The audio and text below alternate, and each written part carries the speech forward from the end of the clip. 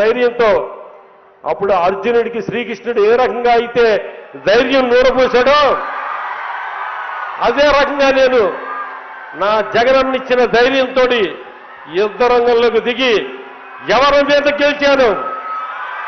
ఒక పార్టీ అధ్యక్షుడి మీద గెలిచాను. నిజంగా అప్పుడు అలా గొప్పగానే ఫీల్ అయ్యాను. కానీ ఇప్పుడు చూస్తే అనిపిస్తుంది నేను ఒక గొప్ప వ్యక్తి మీద ఏం గెలవలా. ఎందుకంటే ఆయన నేపథ్యం చూస్తుంటే కనుక చాలా ఆశ్చర్యంగా ఉంటుంది మనకి. ఆయన పార్టీ పెట్టినప్పుడు ఆ వెనకాల ఫోటో ఎవరు ఫోటో పెట్టుకున్నాడంటే చే గువేరా ఫోటో పెట్టుకున్నాడు ఆయన. ఆ తర్వాత మదర్ తెరీసా గారి ఫోటో పెట్టుకున్నారు, బాపురావు పూలే గారి ఫోటో పెట్టుకున్నారు, డాక్టర్ బాబాసాహెబ్ అంబేద్కర్ గారి ఫోటో పెట్టుకున్నారు. ఇలా మహాత్ముల ఫోటోలన్నీ పెట్టుకుంటే చాలా మంది యువత ఓహో విప్లవ స్ఫూర్తి ఉంది, దేశభక్తి ఉంది, ఎన్నో ఉన్నతమైన ఆశయాలు ఉన్నాయి అని చెప్పి ఆ సినీ నటుడి వెనకాల చాలా మంది యువత పరుగులు పెట్టి ఆకర్షితులయ్యారు.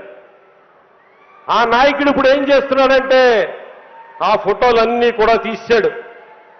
భగత్ సింగ్ గారి ఫోటో తీశాడు, చే గువేరా గారి ఫోటో తీశారు, మదర్ తెరీసా గారి ఫోటో తీసేశారు, బాబాసాహెబ్ అంబేద్కర్ గారి ఫోటో కూడా తీశారు. ఇప్పుడు అక్కడ చంద్రబాబు నాయుడు గారి ఫోటో పెట్టుకున్నారు. అక్కడ ఓ జన సైనికులారా, యువత, ఓ కాపు సోదరులారా, చూడండి మన చంద్రబాబు నాయుడులో చే గువేరా కనబడుతున్నాడు. ఓ యువత చూడండి మన చంద్రబాబు నాయుడులో బాపురావు పూలే కనబడుతున్నారు. ఓ యువత చూడండి ఇప్పుడు అంబేద్కర్ గారు మన చంద్రబాబు నాయుడులో కనబడుతున్నారు.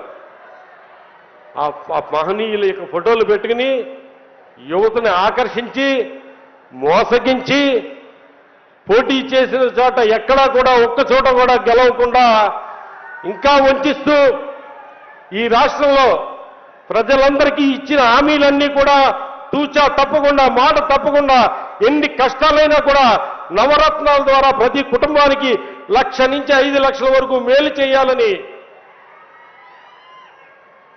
32 లక్షల మందికి ఇల్లు ఇవ్వడమే కాకుండా నిరంతరం కూడా పేదవాళ్ళు, బడుగు బలహీన వర్గాల వారు కులం చూడకుండా, మతం చూడకుండా, పార్టీ చూడకుండా ప్రతి పేదవాడు కూడా ఆర్థికంగా బలోపేతం అవ్వాలని, ప్రతి అక్క చెల్లి కూడా ఆర్థికంగా బలోపేతం అవ్వాలని, ప్రతి కుటుంబం కూడా ఆర్థికంగా బలోపేతం అయితే ఈ రాష్ట్రం బలోపేతం అవుతుందని, ఇలాగ ప్రతి రాష్ట్రం కూడా బలోపేతం అయితే దేశం బలోపేతం అవుతుందని ఆలోచనతోటి నిరంతరం కూడా ఒక మంచి మనస్తోటి, ఒక ప్రేమ తత్వ హృదయంతో ఇలా మన ప్రీతం ముఖ్యమంత్రి జగన్మోహన్ రెడ్డి గారు పనిచేస్తూ ఉంటే,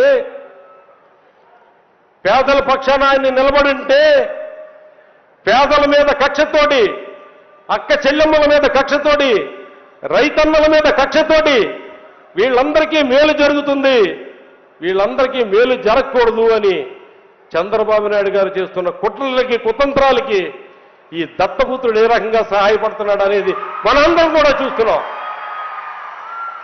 అరే చంద్రబాబు నాయుడు గారు, మీ చరిత్ర చూస్తే ఏముంది? హత్య రాజకీయాలు, వెన్నుపోటు రాజకీయాలు, ఎన్నికల ముందు దగా చేసి ప్రజలతోటి ఓట్లు వేయించుకుని అధికారంలోకి వచ్చిన తర్వాత ఆ ప్రజలను మర్చిపోవడాలు మీకు గుర్తులేదా? ఎన్నికలకి వస్తున్నారు, అందరూ కలిసి వస్తున్నామంటున్నారు. ఏదైతే పేదల పక్షాన్ని నిలబడ్డ జగన్మోహన్ రెడ్డి గారిని అర్జెంటుగా అక్కడి నుంచి ఆ పదవి నుంచి దింపాలని ఆలోచన చేస్తున్నారు. చేసే ముందు ఒక్కసారి ప్రజలకు చెప్పండి, కారంచేడులో ఏదైతే దళితుల మీద దాడులు చేశావో ఆ దాడులకి మీరు క్షమాపణ చెప్పండి. ఏదైతే వంగవీటి మోహన్ రంగా గారిని నిరాహార దీక్షలో కూర్చున్న ఆయన్ని హత్య చేశారో దానికి మీరు క్షమాపణ చెప్పండి. ఏదైతే పింగళ నరసింహరామని ఎన్కౌంటర్ రెడ్డి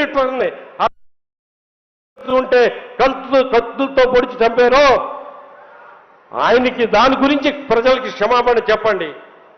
అంగన్వాడీ వర్కర్లు హైదరాబాద్లో ఏదైతే తమ డిమాండ్ల కోసం పోరాటం చేస్తూ ఉంటే వాళ్ళందరినీ కూడా లాఠీలతో కొట్టి గుర్రాలతో తొక్కించి మహిళలను కూడా చూడకుండా అవమానించిన మీరు ముందు ప్రజలకి క్షమాపణ చెప్పండి. ఏదైతే విద్యుత్ ఉద్యమం కోసం ఉద్యమం చేస్తూ ఉంటే వాళ్ళందరినీ కూడా తుపాకులతో కాల్చి చంపిన ఆ రైతన్నలకి విద్యుత్ ఉద్యమకారులకి క్షమాపణ చెప్పండి. ఏదైతే తెలుగు వాళ్ళ పౌరుషం కోసం ఎన్టీ రామారావు పార్టీ పెట్టి స్థాపించి ఏదైతే పార్టీని స్థాపించి ప్రజల మన్నలతో అధికారంలోకి వస్తే సొంత మామ నుంచి కూడా చూడకుండా ఆయన్ను వెన్నుపోటు పొడిచి ఆయన ముఖ్యమంత్రి పదవి లాక్కుని ఆయన పార్టీని లాక్కుని మోసం చేసిన దగా చేసిన చరిత్ర ఉన్న చంద్రబాబు నాయుడు చేసిన తప్పును ప్రజల దగ్గర ఒప్పుకుని అప్పుడు ఓటడుగడానికి రా అని చెప్పి మీకు విజ్ఞప్తి చేస్తున్నా. ఏం చేశారు? 600 వాగ్దానాలు ఇచ్చారు 14 ఎన్నికల్లో.